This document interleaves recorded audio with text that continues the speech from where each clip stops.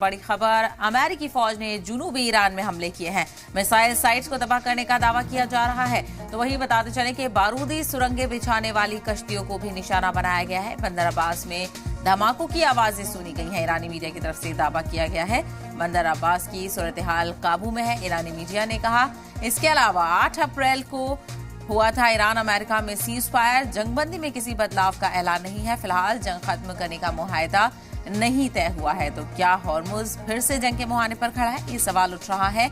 और missile sites को तबाह करने का दावा किया जा रहा है।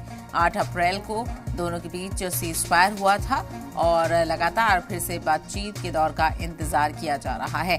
तो बंदर अब्बास में धमाके की आवाजें सुनी गई हैं और क्या फिर से हमले की कवायद शुरू हो गई है, ये लगातार सवाल उठ रहा है। तो अमेरिका और ईरान के बीच कशीदगी लगातार जारी है और फिर से हमले शुरू हुए हैं।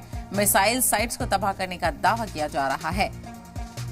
तो बारूदी सुरंगें बिछाने वाली कश्तियों को निशाना बनाया गया है। जंगबंदी में किसी बदलाव का फिलहाल कोई ऐलान नहीं है। बंदर अब्बास में धमाके की आवाजें सुनी गई। बंदर अब्बास में सूरत हाल काबू में है। ईरानी मीडिया ने यह दावा किया है।